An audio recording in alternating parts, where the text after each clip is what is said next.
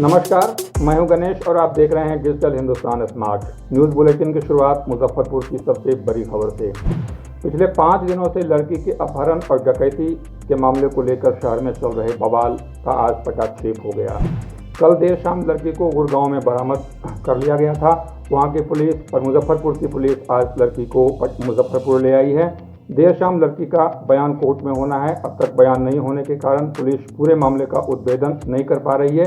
हालांकि इस पूरे मामले पर एसएसपी जयंत कांत ने बताया कि लड़की के बयान के बाद पूरी स्थिति क्लियर हो पाएगी, लेकिन यह तय माना जा रहा है कि उस व्यक्ति के घर में डकैती नहीं हुई थी। लड़की का अपहरण का हो सकता है कोई और भी कारण हो, लेकिन डकैती खास करके फॉरेंसिक लैब की रिपोर्ट के अनुसार लड़की के घर में डकैती नहीं हुई थी। गौरतलब है कि पिछले 5 दिनों से इस मामले को लेकर शहर में बवाल चल रहा था। विभिन्न राजनीतिक दलों के लोग लगातार हंगामा और प्रदर्शन कर रहे थे।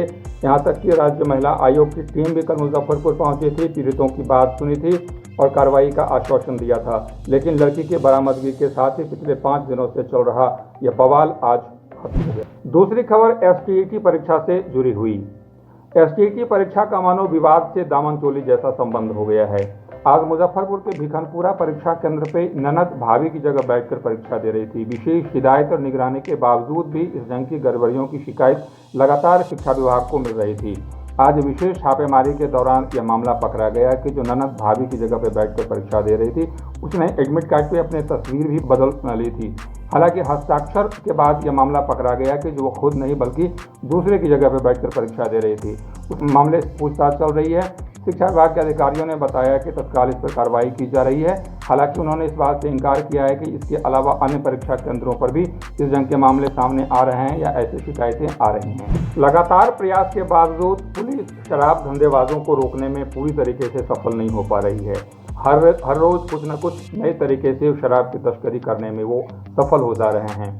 सदर थाने के खबरा में गुरुवार को पुलिस ने छापेमारी कर ट्रैक्टर ट्रॉली के नीचे बने तहखाने में छुपाकर रखी भारी मात्रा में शराब बरामद की। पुलिस ने ट्रैक्टर ड्राइवर छपरा के मशरक के प्रदीप मांझी और धंधेबाज खबरा के गौतम कुमार को गिरफ्तार किया है। थानाध्यक्ष संजीव कुमार निराला ने बताया कि गिरफ्तार दोनों आरोपितों से पूछताछ कर आगे की कार्रवाई की जा रही है। छानबीन में पता लगा है कि दोनों इस तरीके से काफ़ी दिनों से शराब की तस्करी कर रहे थे और शराब की सप्लाई कर रहे थे। दोनों का आपराधिक इतिहास भी खंगाला जा रहा है। एफआईआर दर्ज कर दोनों को जेल भेजने की प्रक्रिया चल रही है। शराब की खेप छपरा से लाने की बात बताई गई है, इसमें खबरा में ठिकाना लगाने की तैयारी थी। धंधेबाजों के पास से मिले मोबाइल से पुलिस को कई सुराग हाथ लगे हैं। इस आधार पर आगे की कार्रवाई की जा रही है। बिहार विधानसभा चुनाव की तैयारी जोरों पर है। राजनीतिक गतिविधियों के साथ साथ प्रशासनिक गतिविधियां भी लगातार तेज होती जा रही है।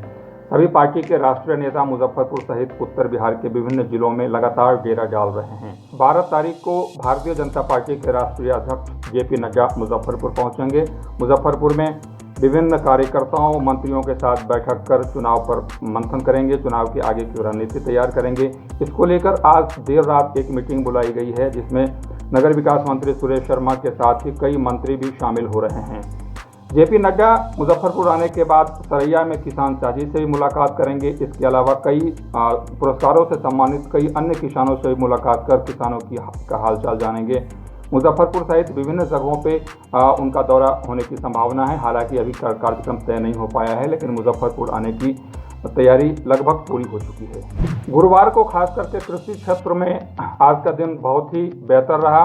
प्रधानमंत्री नरेंद्र मोदी ने उत्तर बिहार को करीब 400 करोड़ से अधिक रुपए की योजनाओं की सौगात दी है।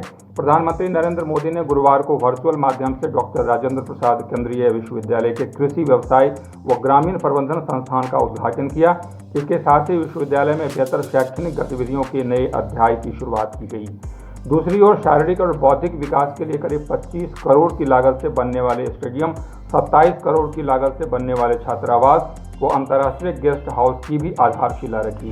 इसके अलावा राज्य के विभिन्न हिस्सों में पशुपालन, डेयरी, मत्स्य के उत्थान के लिए करोड़ों की कई विकास योजनाओं का उद्घाटन और शिलान्यास किया। राज्य के लोगों ने इसके लिए प्रधानमंत्री का आभार जताया है। इस दौरान प्रधानमंत्री ने आत्मनिर्भर भारत के निर्माण में बिहार में उपलब्ध संसाधन और यहाँ के लोगों को खासकर युवाओं की भूमिका को अहम बताया है। प्रधानमंत्री ने कहा बिहार हमेशा देश के विकास में अग्रणी भूमिका निभाता रहा है और कृषि क्षेत्र में विकास बिहार लगातार आगे रहा है।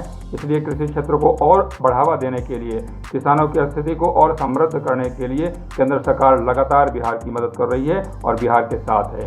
ये थी मुजफ्फरपुर और आसपास के जिलों की 5 बड़ी खबरें। कल हम फिर मिलेंगे न्यूज़ बुलेटिन के साथ। तब तक के लिए आज्ञा दीजिए। धन्यवाद।